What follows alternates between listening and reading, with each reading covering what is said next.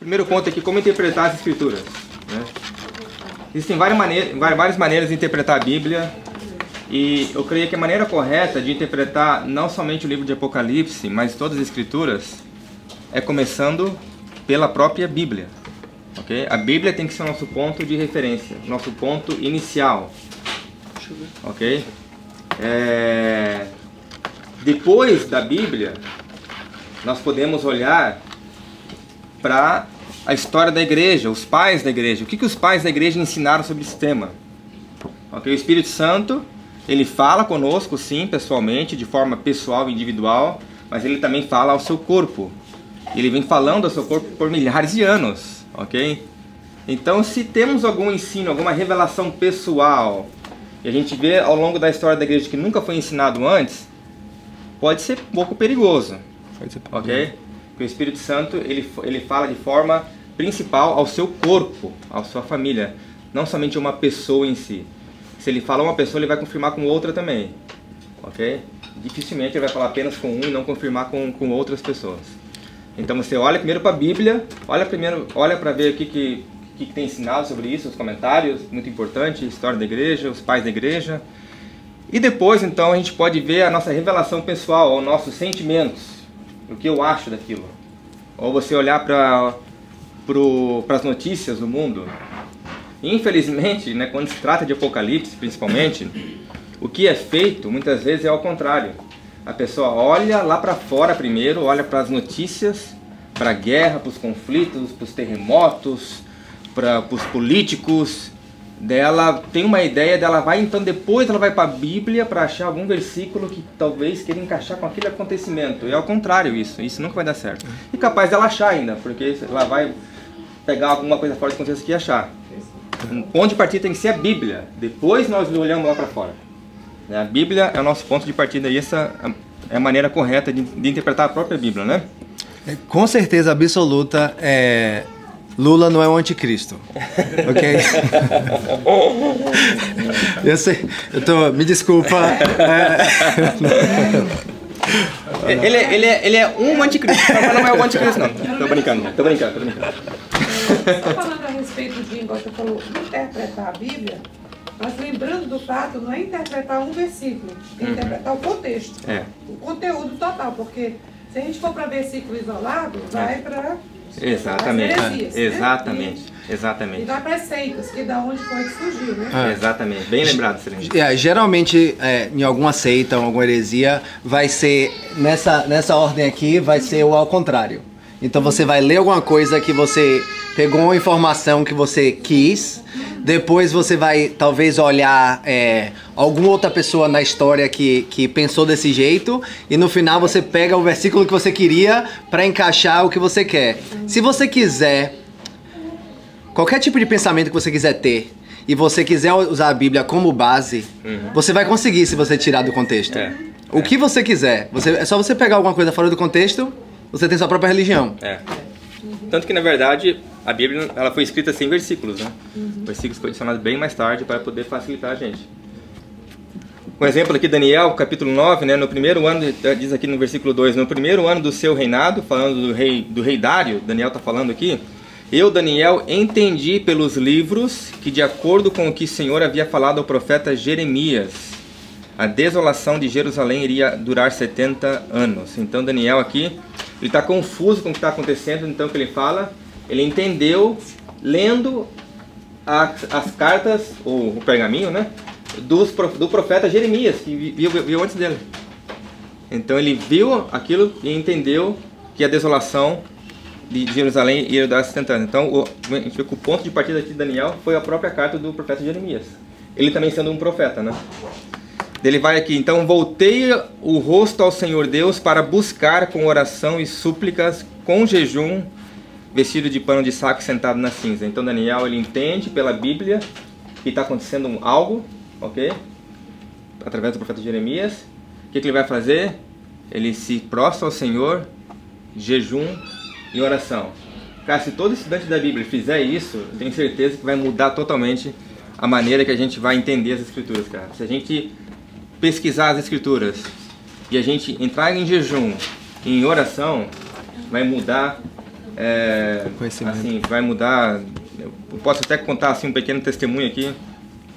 Eu, quando comecei a me aprofundar mais nisso, eu fiz um jejum de 2 semanas, que eu queria saber, e assim, não falo isso com orgulho, amado, em nome de Jesus não, mas assim, me transformou muito, sabe? Me transformou muito isso, porque realmente você se humilha perante o Senhor, e o Senhor ele vai conceder revelação, né, pra gente. Quer falar isso? Eu vou tentar falar essas palavras em português. Cosmovisão. Então, o jeito que a maneira que você vê o mundo, você vai trazer esse óculos que você vê o mundo, e o que acontece muitas vezes, você usa esse óculos para ler a Bíblia também. Então, o que é esse, como é que se fala, worldview? Cosmovisão. Cosmovisão, né? É essa cosmovisão que você vê o mundo. Então, vamos botar, se você vive hoje, né? Em 2023, se você não tem nenhum tipo de... Você nasceu com... nos pais que são divorciados, você nunca conheceu seu pai, sua cultura é uma cultura... O que acontecer naquela cultura vai mudar o jeito que você vê tudo. Tá entendendo? Se você nasceu na Bahia, você vai olhar o mundo de um jeito diferente que você nasceu no Sul. Tá entendendo? Se você nasceu nos Estados Unidos, se você nasceu na Alemanha, não importa da onde você é, você vê o mundo através daquela lente das suas experiências, da sua vida. O que acontece muitas vezes quando a gente está lendo a Bíblia, a gente usa essa lente e a gente tenta ler ela com as nossas emoções, com as nossas experiências, e você acaba não interpretando ela corretamente, porque você não está lendo com a Bíblia com a lente que você devia ler, que é a lente bíblica. Tá entendendo? Aqui ele vai... Qual foi os colores? Ok. Uma das grandes diferenças você tem que ler a Bíblia com um olhar judaico, ok? Porque todo mundo sabe aqui que a Bíblia é um livro judeu, sabe? A Bíblia é um livro judeu. Então, se você tentar entender o que estava acontecendo naquela hora com a sua visão de 2023, é um pouco complicado. É um pouco complicado. Não, fale. Só para falar e confirmar isso aí, eu estava assistindo um filme, eu acho que é Ben-Hur. Ben-Hur, E naquilo tudo que estava acontecendo, os romanos lutando, guerra, passou Jesus, estava sentado assim. E aí Jesus aparece só um pouquinho. Aí eu fui entender que a gente tem Jesus como grande hoje, mas lá ele era uma pessoa comum, que estava ali. E como que ele ia ser respeitado? Como que ele ia ser considerado o rei dos judeus, se ele era uma pessoa como ele não tinha força física para lutar contra os romanos, que estava pressionando aquela época. Então imagino eles lá sofrendo tanto e aparece Jesus falando de amor. Quer dizer, poxa, não era isso que a gente estava precisando agora, a gente estava precisando ser liberto dos romanos. Então eu fui ver, mudou a minha visão a respeito disso, né? A maioria dos lugares hoje, bom, vamos falar aqui, uma das duas maiores cosmovisão que existe existe a cosmovisão grega e a cosmovisão judaica, ok? Aqui, a maioria, hoje você vai botar aquele are we gonna get into Hellenism a little bit or no? Yeah. Ok. A maioria dos lugares hoje no mundo, principalmente na onde a gente mora, foi bem influenciado por esse nomezinho aqui, que é Hellenism. Helenismo? Helenismo. E alguém sabe o que é helenismo? Acho que todos sabem o que é helenismo, né? Não, eu não sei. Ok. Helenismo seria uma cultura grega. Existem várias culturas diferentes, cosmovisões diferentes no mundo. mas nenhuma foi tão assim prejudicial e influenciada e que corrompeu tanto o evangelho como a cultura grega. Eu tenho certeza que todos nós aqui, ou já fomos, ou talvez até ainda somos, temos algum pensamento influenciados, que não foi influenciado pela Bíblia, mas sim pela cultura grega, que tem corrompido o evangelho, tem tentado misturar aí a mensagem simples do evangelho com outras coisas. Então, helenismo só quer dizer, tipo assim, a cultura grega, a cultura dos gregos, né? Você pode dar alguns exemplos? Acho que claro. Se derem exemplos, acho que é mais fácil de entender de como a gente é afetado pelo helenismo. Sim. Aqui tem algumas coisas assim, por exemplo, o nosso... Isso daí não é um problema que começou hoje. Isso a igreja está brigando contra isso desde Jesus, quando Jesus ainda estava aqui na Terra. Né? É uma coisa que tem sido influenciado o mundo há 2000 anos. Então não é uma coisa que começou agora. Não, Sim, um exemplo, a nossa sociedade é extremamente individualista, né? O Ocidente que a gente vive, né? Ela preza o indivíduo e não preza geralmente a comunidade em si, né? É diferente da cultura hebraica, ela preza mais a comunidade. Aqui temos alguns choques aqui entre essas duas culturas aqui, né? Que como elas se batem, como se vão contra uma outra. Mas a gente vai falar mais algum exemplo pra frente aqui. Sim. Nesse helenismo entra aquela ideia da questão do mundo secular? Sim. Que Platão, que era uma das ideias, no helenismo. Sim, o helenismo. O helenismo que... o helenismo, ele tem... Bem, a gente vai falar aqui, mas é isso mesmo. Quer ver, ó, por exemplo, aqui, né? Bem, só pra gente ter uma ideia aqui, mais ou menos, bem por cima aqui, onde começou isso, né? Isso começou lá atrás, já 600 anos antes de Cristo, ok? Na época aí de Davi, não, Davi foi 800, mas na época de Isaías, Daniel, por aí. Começou. Que já começou com isso e... Muito na época silêncio. Não sei, acho que todo mundo vai falar de Sócrates aqui, né? Quem fala de Sócrates, né? Sócrates é considerado o pai da filosofia ocidental, né? O nome mais citado aí na enciclopédia britânica, Sócrates. E não tem nenhum escrito dele, na verdade. Tem escrito sobre ele, mas nenhum escrito dele, né? E ele foi o cara que praticamente que deu início aí, ok, a essas ideias diabólicas. Sócrates, ele reivindicou, como está escrito aqui, a inspiração divina de um ser que ele chamou de daimonion, um demônio, ok? Então ele tinha um demônio, ok? Que é claro que ele não via como um demônio ruim, mas ele via como talvez um semideus ou algo assim, que dava instruções a ele. E a gente vê como Joseph Smith, que fundou o mormonismo, como o próprio Maomé, né, que fundou o islamismo, todos vieram de uma revelação de um anjo. Assim também Sócrates. Ellen White também, né? Ellen White. Então, eles estavam sozinhos, o anjo veio falar com eles e revelou essas coisas para eles, então eles fundaram essas seitas, né? E a cosmovisão grega não foi diferente, né? Ele foi o professor de Platão, que foi o professor de Aristóteles, que ensinou Alexandre o Grande. Alexandre o Grande foi um grande conquistador ali do Oriente Médio, mais ou menos 300 anos antes de Cristo, ok? E a gente vai ver aqui praticamente a influência que ele tem causado, isso que ele causou com o Império Grego. Então, Alexandre o Grande foi assim, o grande, falam que ele foi o grande porque ele morreu muito novo, só que ele assim, o império dele se espalhou muito rápido, né? Então os livros de história vão contar como ele foi esse cara grande, só que a intenção dele, como ele sendo aluno de Aristóteles, a intenção dele era helenizar ou implantar a cultura grega onde quer que ele ia. Ele conseguiu e ele foi bem sucedido nisso até.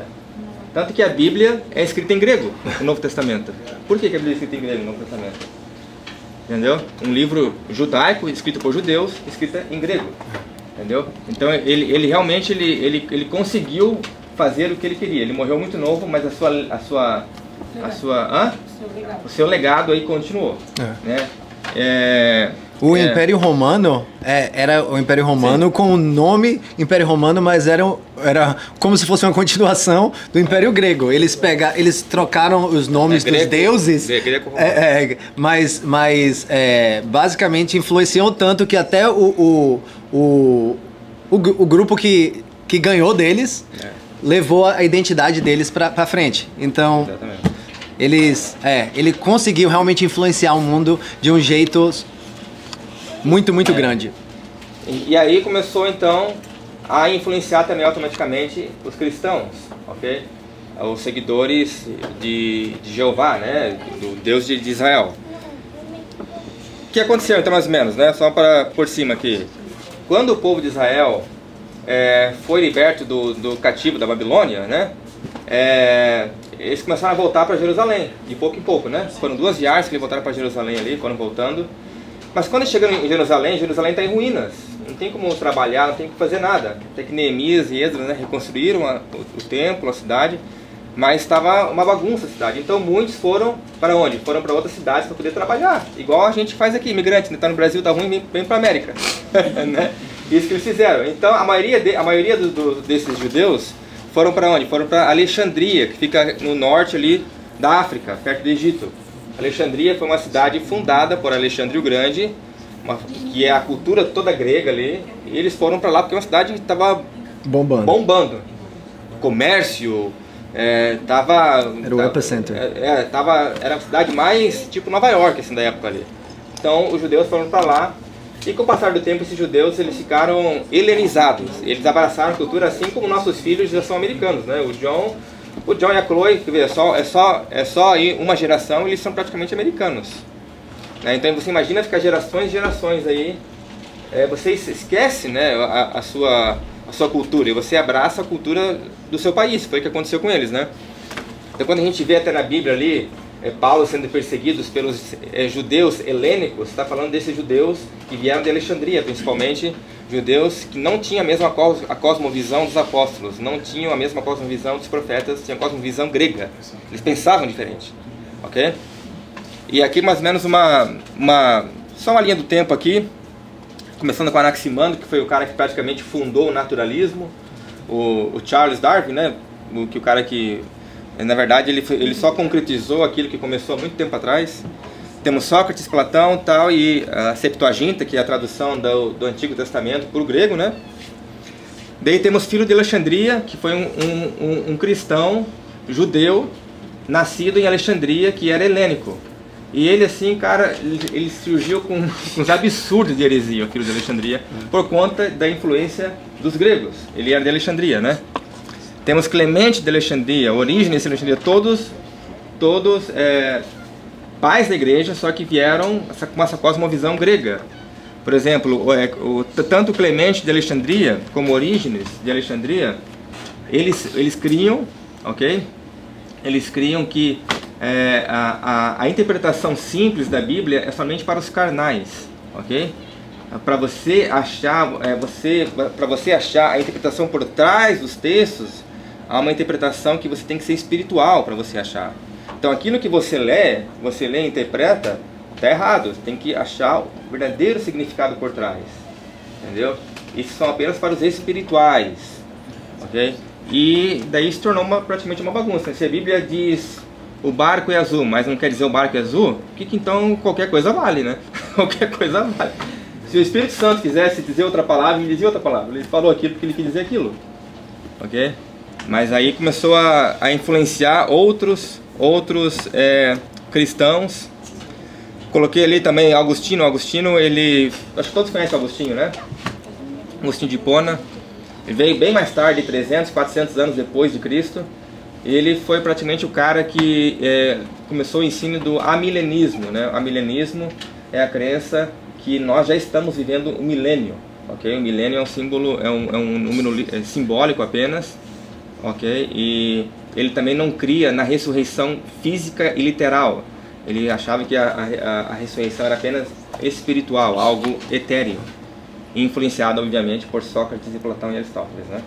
E só pense, então, nesse caso, né? Duas coisas que mudam completamente a nossa esperança em Cristo. Nós vamos ser fantasma, né? E nós estamos vivendo na época que Jesus está reinando já. Então, toda a destruição que existe no mundo, todo o pecado,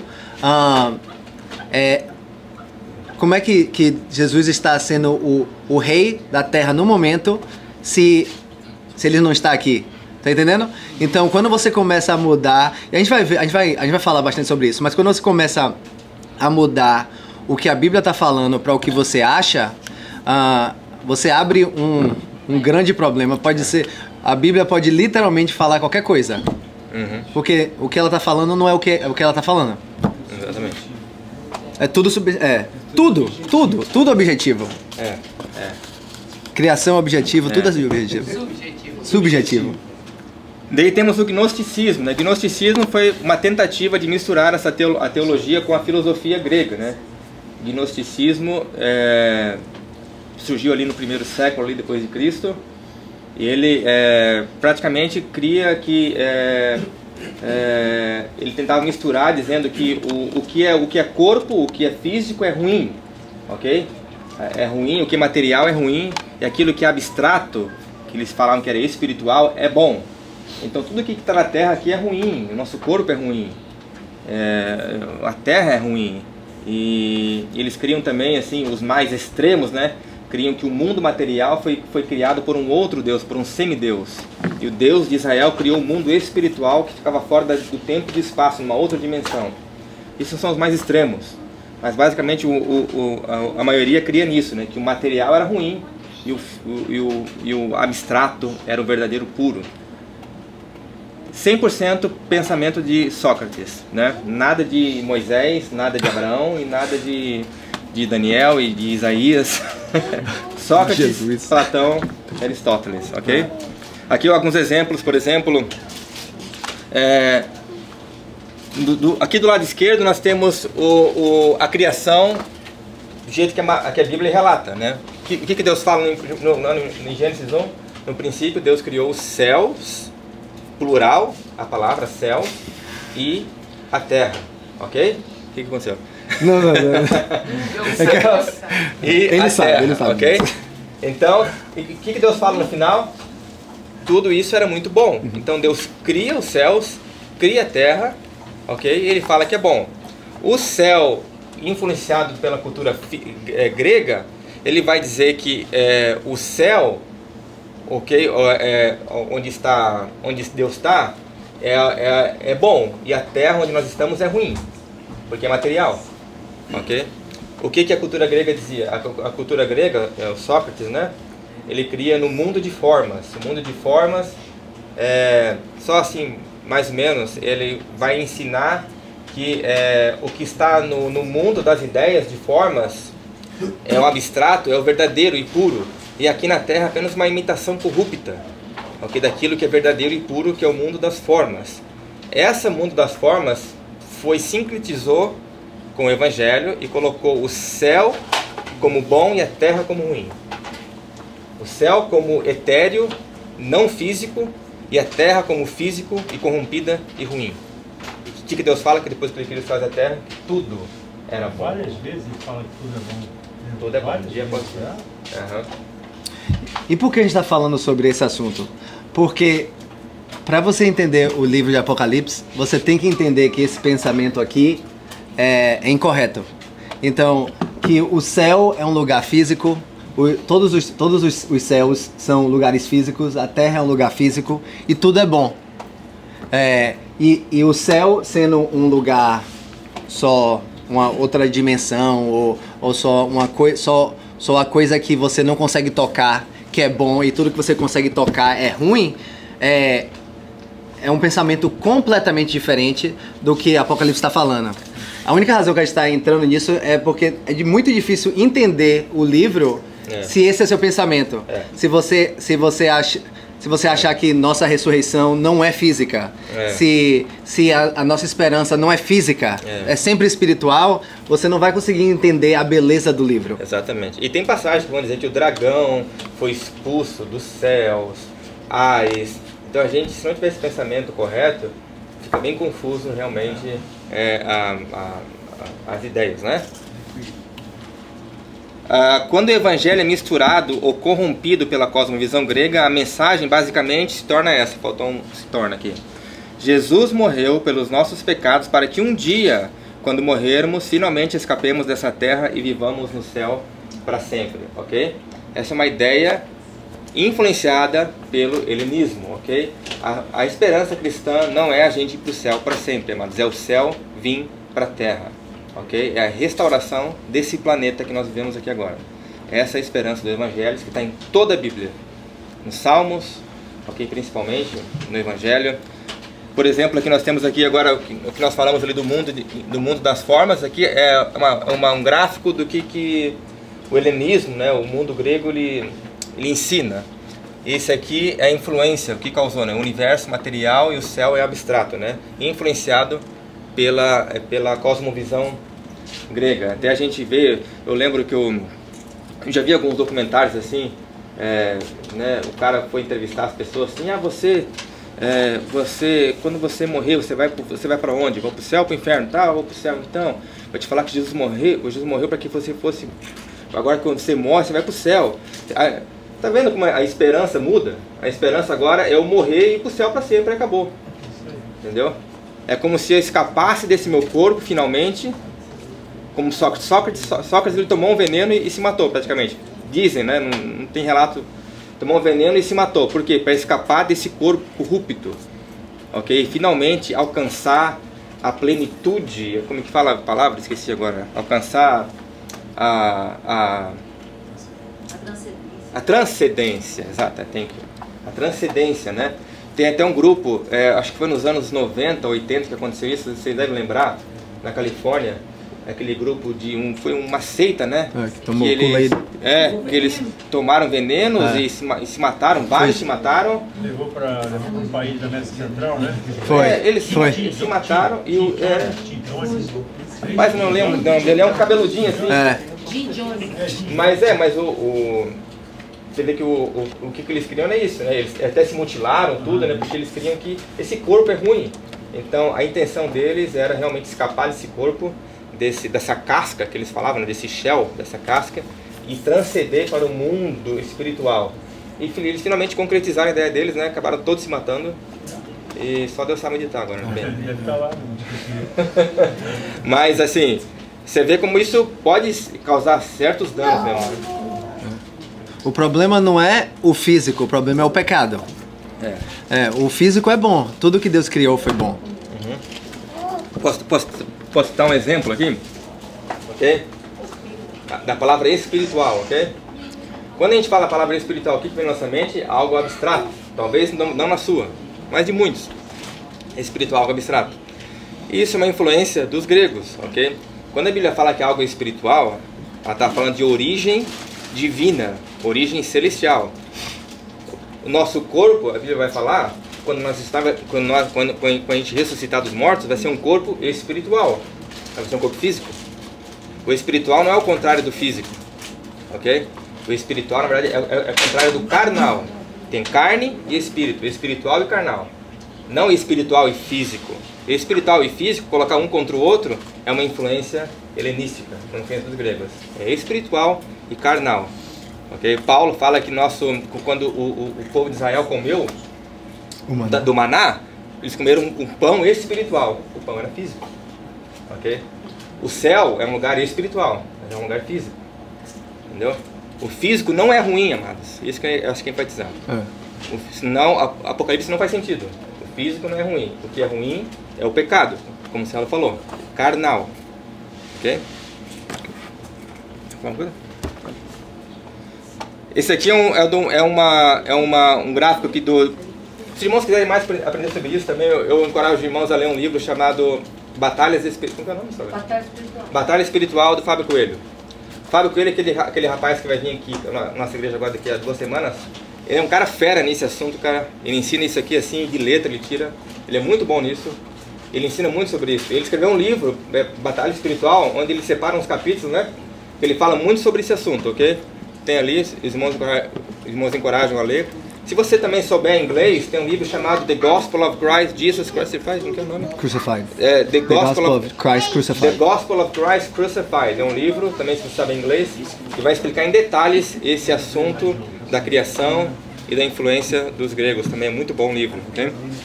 Mas aqui mais ou menos esse gráfico é do livro do Fábio Coelho, que vai explicar a criação em sua totalidade, né? Deus criou os céus, a terra, tem debaixo da terra, e Deus habita onde? Deus habita no terceiro céu, dentro da criação, dentro do tempo, dentro do espaço. Deus não está fora do tempo e fora do espaço. Deus está dentro do seu... Ele criou os céus e ele habita onde? No céu. Okay? Como se Deus criasse uma tenda, ele habitasse dentro da tenda. Ele não está limitado, essa tenda, ao tempo e espaço. Ele não está limitado, ele é Deus, ele criou. Mas ele habita, ele criou o seu trono. Ele vai falar que o seu trono está no mais alto dos céus. O seu trono, dentro da criação, né? Isso daqui é muito importante para entender o Apocalipse. Você tem que Deus é um Deus que mora dentro da criação dele. Ele fisicamente mora na criação dele. Ele não está em outro lugar, ele está aqui dentro. Mesmo que a gente não está conseguindo ver ele agora, ele mora no topo da criação. E tudo aqui é físico. Nada tem partes espirituais, mas tudo é físico. A gente começa a ter essa cosmovisão, esse entendimento, a gente vai ver que a Bíblia se torna muito mais simples. Que a Bíblia constantemente vai falar de anjos e seres celestiais e potestades, principados que vão e voltam. Vão à terra e sobem aos céus, sobem aos céus. Então há uma continuidade entre esses céus, ok? E eles vão e voltam, eles têm acesso, ok? Temos várias passagens para falar sobre isso. Daniel ali, em 2 Reis, que os seres espirituais vão e descem à terra. Samuel saindo do chão. Samuel. A Bíblia, praticamente a Bíblia vai dizer que o céu fica em cima e o inferno embaixo, né? O inferno, o lugar debaixo da terra, o Sheol, o lugar dos mortos, né? Sabe, o jeito que as crianças entendem é o jeito correto. É verdade. É verdade. A gente que tenta complicar a situação e tipo, o céu, mas onde é o céu? E o que é o céu? O céu é pra lá, o inferno é pra cá. Beleza, é isso mesmo. É simples, é por isso que você tem que ser que nem uma criança. Você tem que acreditar, porque não adianta você tentar ser o cara mais inteligente do mundo e botar coisas na Bíblia que não está. Exatamente. Então, como a criança entende, as crianças, céu, inferno, é isso aí. O texto de Filipenses, né?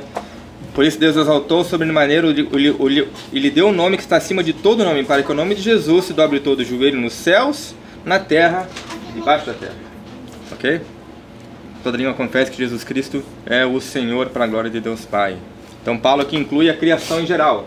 Toda a criação vai se dobrar a Jesus, tanto nos céus, tanto na terra e como debaixo da terra. Mas eu acho que eu e o Celso estamos falando muito aqui. Você tem que falar alguma coisa também, por favor.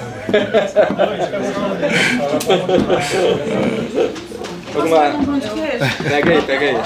Gente, estou indo muito rápido. Alguma pergunta? Algum comentário, por favor? Eu não acredito nisso, vocês são um monte de maluco. Não tem... Eu achei interessante você ter falado essa questão que Deus está vivendo, né, dentro da própria criação, que tem até pensamentos de pessoas que não são ateus, acreditam em Deus, mas acreditam que Ele fez o mundo, fez o ser humano e virou as costas, né? Tipo assim, tá aqui, sou poderoso, fiz isso e fui embora. E é por isso que acontece guerra e tudo. Mas quando você tem a cosmovisão correta, diz que Ele tá dentro, você entende mais que Ele quer os relacionamentos com a gente. E as coisas que estão acontecendo, igual de guerra, de tudo ele está sabendo. Sim. E isso entra no nosso entendimento de Apocalipse quando vier os juízes, quando vier os selos, essas coisas. Dá mais esperança nisso, né? Sim. E a Bíblia vai ensinar que, por conta do pecado, né, o pecado não somente entrou afetou o ser humano, como afetou o planeta Terra, como afetou o cosmos, né, os céus. O céu hoje é diferente. Jesus vai restaurar todas as coisas, inclusive os céus, porque os céus hoje existem principados, potestades, seres angelicais ou celestiais que escolhem se rebelar contra Deus, né? Então até os céus o segundo céu, ali onde habitam os seres celestiais, está corrupto por conta do pecado, né? E tudo isso vai ter um fim um dia. Jesus vai julgar esses seres também, né? Vai lançá-los no lago de fogo. Então toda a criação, os céus e a terra, será restaurada, né? Amém. Você estava falando sobre a mudança de pensamento, de entender, né, que na verdade a nossa esperança é no earth que é, né, refeito, tipo, voltar ao jeito que Deus quis antes do pecado cair. Eu acho que isso pra mim é a coisa mais linda sobre o entendimento, porque eu acho que, tipo assim, da realidade sobre nossa esperança, porque eu acho que quando a gente assim é mais criança, até parece ser um pouco boring viver no céu o resto da vida como anjos flutuando, entendeu? Sem corpos físicos então você tem um entendimento que tipo, não, pra gente viver num mundo perfeito igual Adão e Eva, com o nosso corpo, com o poder, habilidades igual isso assim pra mim muda tudo. Tipo assim, agora eu quero fazer parte dessa vida, desse mundo, entendeu? Que antes, tipo assim, é melhor do que o inferno, só vamos lá. Mas assim, isso tipo assim, isso é uma coisa que eu acho que todo mundo sonha, entendeu? Habilidades, tipo assim, quando a gente fala com as crianças, né, tipo, você poder ser forte, não ser doente, poder, tipo assim, tá de um lugar pro outro, igual tipo, as habilidades que Jesus tinha depois que isso faz muita diferença em você entender a esperança, da esperança, em vez de tipo, eu vou flutuar como anjo, entendeu, pelas nuvens. Isso meio, pra mim isso é um bom. Porque a gente não foi criado pra isso, né? E eu acho que por isso que não satisfazia o desejo do nosso coração, entendeu? Até você saber, não, eu vou, ok, agora eu tô satisfeito, isso dá esperança. Deus nos criou com narinas para poder cheirar a chuva, para poder sentir, para poder tocar as coisas. Então é algo que você consegue se identificar, porque eu sou assim. Então quando você pensa numa coisa espiritual, numa outra dimensão, fora do tempo e espaço, um fantasma, você não se identifica com aquilo porque você não foi criado para aquilo. Exatamente. Então tira a esperança, realmente. Quem quer passar a eternidade sem comer? Você comer, sentir um gosto, uma fruta, uma carne, tudo isso é bom, porque a gente vai ter isso. Essa é a eternidade. Comer, sentir o cheiro, tocar nas coisas. Tem vários relatos de pessoas que morreram e voltaram. Não sei se você já viu isso, eu vi vários deles. Pessoas que o relato assim, é idêntico. A pessoa saiu, uma mulher saiu, ela viu o corpo dela saindo, viu os médicos chamando, e ela disse que ela foi assim, uma coisa rápida. E ela estava perante um ser que ela não conseguia enxergar o rosto dele, tanta luz que ela não sabia explicar aquilo, entendeu? E aí eu pergunto, mas o que você sentia? Ela se sentia assim, é uma paz que ela não sabe explicar como sabe, uma paz, nossa. Assim, agora, para deixar um pouco assim mais claro, né? Quando a gente morre, o nosso espírito vai para o céu, né? O nosso corpo vai ou para a terra, enterrado ou queimado, não importa, esse corpo, né? Esse corpo, né? Nosso espírito vai ficar com o Senhor, consciente, estamos no céu. Mas mesmo esses espíritos dos mortos que estão no céu, eles ainda aguardam a ressurreição, né? Não é o estado final deles, aguardam a ressurreição, né? Dos corpos. Carne, alma e espírito, né? O espírito volta para Deus. O espírito vai para Deus, até os espíritos aguardam a ressurreição. A carne vai para a terra, frio do pó, e a alma é o nosso ser, né? É isso aí. É o nosso ser. É quem nós somos. Não, é isso aí. O apóstolo Paulo nos advertiu sobre a cosmovisão filosófica grega. Então aqui, ó, Colossenses 2, tenham cuidado para que ninguém os escravize a filosofias vãs e enganosas, que se fundamentam nas tradições humanas e no princípio elementares desse mundo e não em Cristo. Paulo fala, ó, cuidado para que vocês não se escravizem a filosofia. Paulo está falando aqui de uma filosofia específica, a filosofia grega que se alastrava ali para a igreja. Agora ele fala algo interessante, ele fala assim, ó, pois em Cristo habita corporalmente toda a plenitude da divindade. Por que ele fala isso, né? Paulo ele faz o ponto de explicar. Em Cristo habita corporalmente, porque isso para os gregos era como se fosse uma blasfêmia, vamos dizer assim. Como assim Cristo habita no corpo? O corpo é ruim. O principal objetivo dos gregos era você escapar desse corpo. Paulo fala que em Cristo habita no corpo toda a plenitude. Tem um relato ali em Atos 17, Paulo está perante Atenas, né? Os gregos da terra, os maiores gregos, os filósofos da terra ali em Atenas. Ele começa a pregar o evangelho para os gregos. Chega no final do evangelho, eles estão escutando Paulo falando sobre Jesus que veio, que vai julgar os vivos e os mortos. No final, Paulo fala assim, ó, porque Deus o ressuscitou dentre os mortos. Quando ele fala isso, cara, os gregos começam a rir dele. Por quê? A ressurreição do morto é uma coisa ridícula. Eu não quero ressuscitar, eu quero ficar no mundo lá. Então Paulo faz esse ponto aqui. Não, o corpo é bom. Em Cristo habita corporalmente a plenitude da divindade, né? A ressurreição do corpo para o grego é quase voltar para o inferno. A nossa esperança para eles é como se fosse a gente está escapando do inferno e está voltando para o inferno. Olha como muda completamente. Então, o que a Bíblia ensina? A Bíblia vai ensinar a restauração de todas as coisas. A esperança bíblica não é escapar dessa terra e ir para o céu para sempre, mas viver em uma terra restaurada juntamente com o próprio Deus, como era antes da queda, como a Ingrid estava falando. A esperança dos apóstolos, dos salmistas, dos profetas, é viver num novo céu e numa nova terra. Jesus fala, né? Bem-aventurado os mansos, porque eles herdarão a terra. Ok? Davi constantemente fala, e habitarei com o Senhor para sempre. Não está falando de habitar numa outra dimensão, está falando da terra. Ok? Aqui mais ou menos uma timeline aqui. A criação, né, ela teve um início, o tempo teve um início, Deus criou. A queda, a encarnação, Jesus desce do céu, se torna homem, ele morre, ele sobe ao céu agora como homem pela primeira vez, que antes ele não era homem, ele era só Deus, né? Então ele desce como homem, sobe como homem, e ele vai voltar como homem também. E quando ele voltar, então ele vai dar o início à era vindoura. A Bíblia vai separar em duas eras, a era presente, a era que a gente vive, e a era vindoura, que dará o início à restauração de todas as coisas, né? Jesus vai dar o início à restauração de todas as coisas. É bem diferente dos gregos, que vê o tempo como se fosse um círculo, ok? Um círculo sem fim ou sem objetivos. A cosmovisão que a Bíblia ensina, a gente está caminhando para um objetivo, para algo, né? Tem um início e estamos caminhando para algo. E apesar que a gente usa essa época aqui como a divisão dos tempos, biblicamente falando, essa é a divisão. Isso daqui foi um evento super importante, né? Claro. Não tem como ter esse sem esse, mas essa é a divisão na Bíblia do dia quando Jesus volta para a Terra. Então tudo isso para cá é uma coisa e daqui é outra.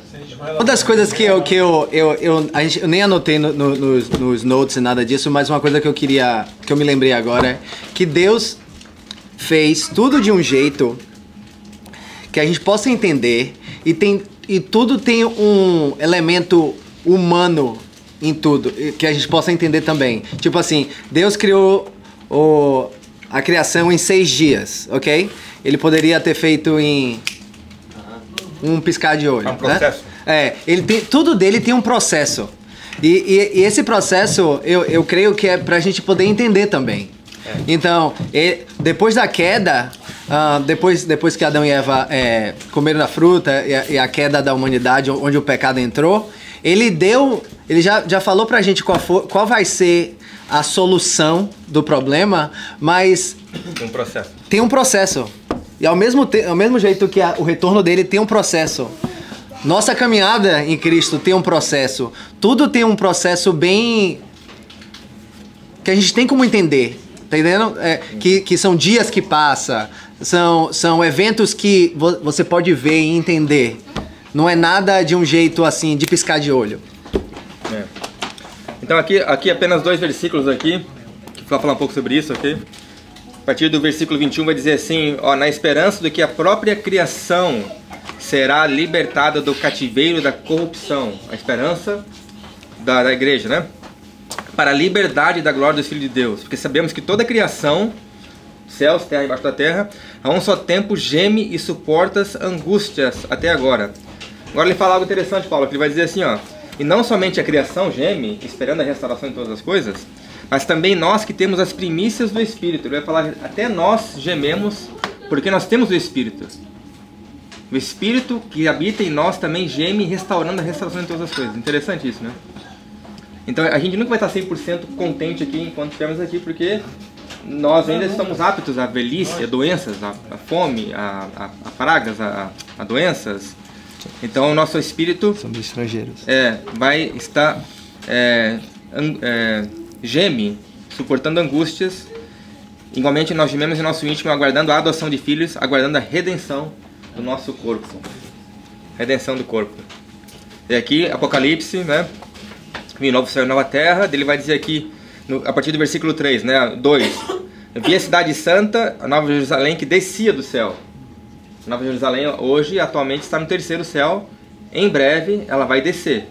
E não é figurativo, não. Para a terra. Todos os olhos verão, né? Sim, isso é verdade. Imaginou isso, cara? Vai descer do céu, da terra. Então vi uma voz do trono que dizia: eis o tabernáculo de Deus com os seres humanos. Deus habitará com eles. É o propósito de Deus, habitar. Cara, Deus criou os céus e a terra, mas Ele vai escolher passar a eternidade aqui nessa terra. Juntamente com a gente, do lado fisicamente com a gente. Né? Deus habitará com eles. Eles serão povo de Deus, Deus estará com eles e será o Deus deles. Enxugará dos olhos toda lágrima, já não haverá mais morte, dor, pranto. Ele vai dizer aqui, ó, mais pra frente: eis que faço nova todas as coisas, eu restauro. Ele não vai destruir, ele vai restaurar. A palavra aqui, novo, é a mesma palavra usada aqui quando Paulo se refere que nós somos novas criaturas. Nós somos restaurados. O Everton, um velho, eu não sou um clone, eu sou o mesmo Everton, só que fui restaurado. Mesma coisa, a terra vai ser restaurada, ele não vai destruir ela, vai restaurar a terra. E acrescentou: escrevas, porque essas palavras são fiéis e verdadeiras. Aleluia. Então, o fim de todas as coisas é Deus tabernaculando ou habitando aqui numa terra restaurada, sem pecado, sem dor, sem morte, juntamente com os santos, toda a igreja de todos os séculos, desde o Antigo Testamento, do Novo Testamento, e Deus habitando aqui com a gente. Como toda a criação, todos nós habitaremos aqui nessa terra. E o Cristo fala muitas vezes aí sobre isso, mas também fala na vida espiritual também, né? Como é que vai ser isso? Eu não entendo se vai ser dividido. Porque eu vejo muitas vezes falar daqui da terra. Assim, aqui fala, né? O céu, o humilde, que é a Nova Jerusalém, ela vai descer, né? E vai habitar aqui na terra. Então, hoje o céu, a cidade santa, o céu está separado, está em terceiro céu. Mas num futuro, depois do milênio, que Jesus restaurar essa terra, ela vai descer para o novo céu, uma nova terra. Ela vai descer aqui novamente para essa terra. E o trono de Deus agora que está no céu, a sala do trono, vai ficar aqui na terra. Tipo, a Nova Jerusalém está aqui. E em Apocalipse 21, ela está descendo daqui para cá. Exatamente, é isso. Então, antes do pecado, Deus estava morando aqui, né? Estava morando com... Deus passeava com Adão. Ele estava no jardim. Depois do pecado... Hoje ele está aqui. A nossa esperança é que um dia ele vai estar aqui de novo. É o que a Bíblia ensina, a restauração de todas as coisas. Como era para...